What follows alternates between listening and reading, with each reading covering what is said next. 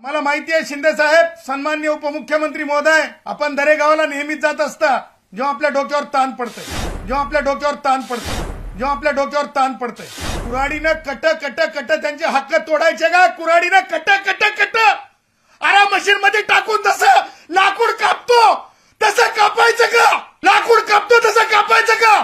खाटकासारखं यांना तोडायचं का? कालचा शासन निर्णय हा अल्ट्रा व्हायरस आहे, हा व्हायरस आहे. आम्ही तुम्हाला परवा आव्हान केलं होतं राधाकृष्ण विखे पाटील की ओबीसींना आम्ही विरोधक म्हणून आम्हाला बोला. नैसर्गिक न्याय नाही का? जातीवाद आहे का? ओबीसींना बोलू नये का? मुख्यमंत्री महोदय ब्राह्मण समाजाचे आहेत. मुख्यमंत्री महोदय ब्राह्मण समाजाचे आहेत. घेरू नका.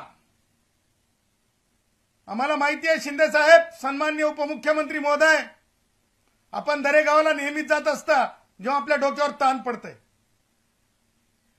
परंतु आपण दरेगावाला जाऊन ओबीसींची वाट लागावी असं आपल्यामधून कधीच अपेक्षित नाही, कधीच अपेक्षित राहणार नाही. मी सन्माननीय उपमुख्यमंत्री एकनाथरावजी शिंदे साहेबांना आवाहन करतो, कालचा शासन निर्णय हा अल्ट्रा व्हायरस आहे, हा व्हायरस आहे. तुम्ही आज चालू असलेल्या बैठकीमध्ये शिंदे साहेब हा शासन निर्णय मागे घ्यायला सांगा.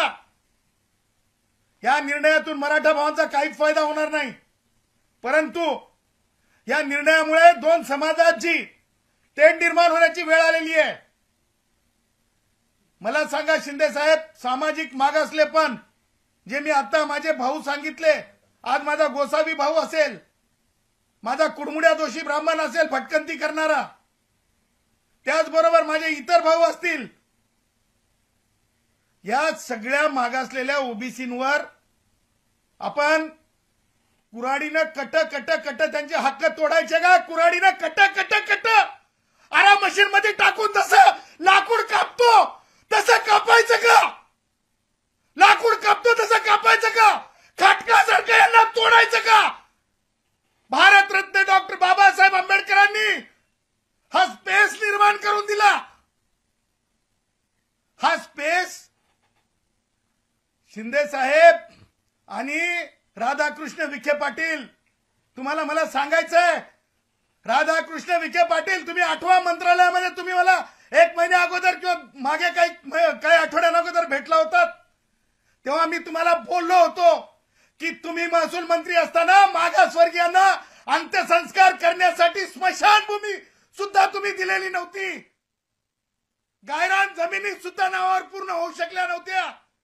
अशी तुमची महान कीर्ती आहे मागासलेपणाच्या लोकांसाठी. आणि त्यातले त्यात आम्ही तुम्हाला परवा आव्हान केलं होतं राधाकृष्ण विखे पाटील की ओबीसींना आम्ही विरोधक म्हणून आम्हाला बोला. नैसर्गिक न्याय नाही का? जातीवाद आहे का? ओबीसींना बोलू नये का? सन्माननीय धनंजय मुंडेंना का बोलवलं नाही? सन्माननीय बावनकुळे साहेब का नाही सोबत तुमच्या? प्रश्न विचारले जातील. पोट भरलेल्याला डेझर्ट देणं आणि कष्टकरी माझ्या खऱ्या ओबीसींना त्यांच्या हातातला कुटका हिसकावून घेणं हा द्रोह आहे. आणि म्हणून मला सांगायचं आहे की ही वस्तुस्थिती आहे. ज्या प्रकारे सन्माननीय छगन भुजबळ साहेबांना रिंगण करण्यात आलं, मंत्रिपदाचा राजीनामा देईपर्यंत, ज्या प्रकारे सन्माननीय धनंजय मुंडेंना रिंगण करण्यात आलं, त्यांना त्रास देईपर्यंत, परत त्याचं वजन त्याच लोकांनी सांगितलंय किती किलोचा आहे. जरंग्या ह्या मला म्हणायचं नाही किती छटाक आहे जरंग्या, मला म्हणायचं नाही, पण जरंग्या, तू ज्या प्रकारे मुंडेंचं उठवून लावतो, हे जे वक्तव्य तुझं चाललं, एका सन्माननीय पदावरल्या महिलेच्या बाबतीत तुझे बोललास, माय बहीण लोकांची काढलीस, धनगर भावांच्या बाबतीत बांबू जाईल म्हणलास, बांबू घातला म्हणलास, बांबू, ते शब्द सुद्धा कमर खालच्यात बांबू घालू असं जे बोललास तू, ह्या सगळ्या गोष्टी महाराष्ट्र ध्यान ठेवणार आहे. आणि मला हेच म्हणायचं आहे की ह्या गोष्टीचे कॉन्सिक्वेन्सेस कायदेशीर त्याचबरोबर डेमोक्रेटिकली फेस करावे लागतील. आता आपण म्हणाल की फ्रॉड काय आहे. तुम्हाला मला सांगायचंय की माननीय सर्वोच्च न्यायालयाने Jammu and Kashmir public service कमिशनच्या जजमेंटमध्ये सांगितलेलं आहे की जो ऍक्ट असतो, ज्या प्रकारचा रिझर्वेशनचा ऍक्ट आहे आपल्याकडे, रिझर्वेशनचा ऍक्ट ज्या प्रकारे आहे त्या ऍक्टला डायल्यूट करण्याचे अधिकार तुम्हाला नाही आहेत.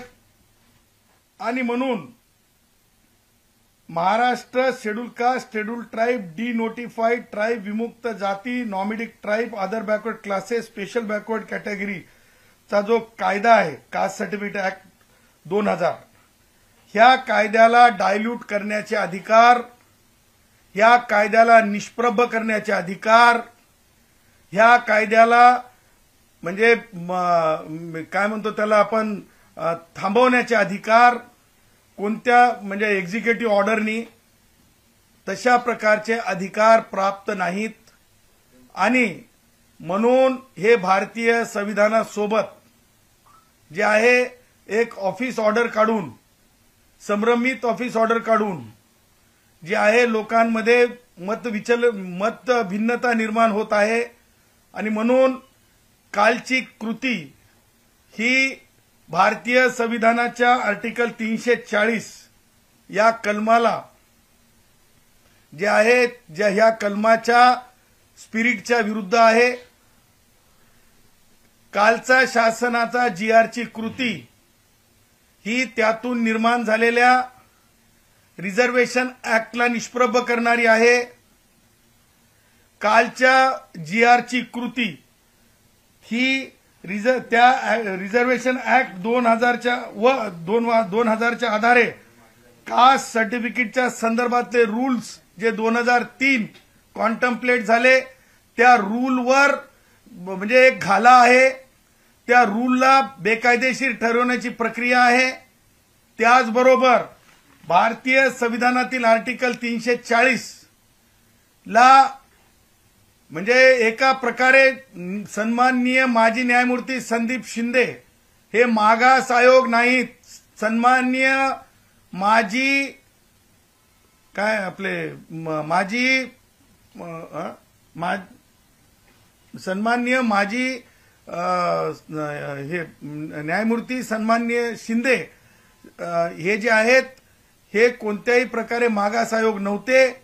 आणि त्यामुळे त्यांना शिफारस करण्याचाच मुळात अधिकार नाही. त्यांना शिफारसच करण्याचा मुळात अधिकार नाही, कारण मागास आयोगच शिफारस करू शकते.